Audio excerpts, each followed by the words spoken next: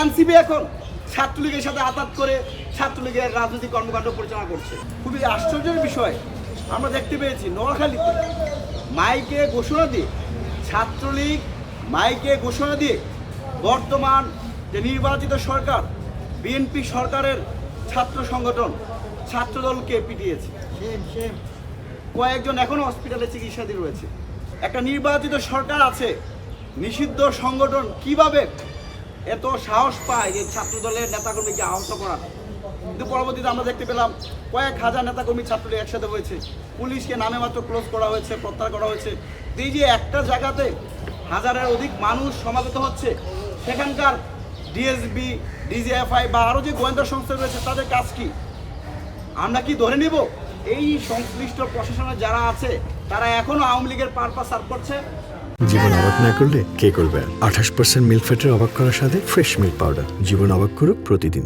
চট্টগ্রাম, ব্রাহ্মণবাড়িয়া, ঢাকা, চট্টগ্রাম, কুমিল্লাতে বিভিন্ন জায়গায় ছাত্রলীগের সন্ত্রাসী কার্যক্রমের মিছিল দিনের পর দিন তাদের মিছিলের সংখ্যা বাড়ছে, লোকজন বাড়ছে।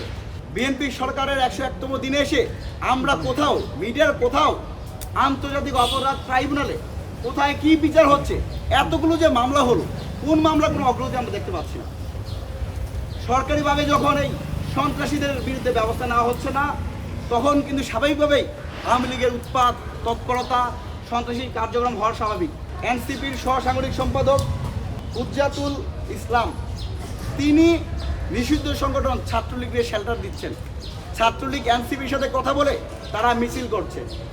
আশ্চর্যের বিষয় যে যারা গত 1.5 বছর পুরো বাংলাদেশকে বিভাজিত করেছিল, বৈষম্যের নাম দিয়ে যারা সবচেয়ে বড় বৈষম্য করেছিল, যারা এই বিপ্লবের ধারকবাহক হিসেবে নিজেদেরকে উপস্থাপন করেছিল, সেই এনসিপি এখন ছাত্রলীগের সাথে আঘাত করে ছাত্রলীগের রাজনৈতিক কর্মকাণ্ড পরিচালনা করছে।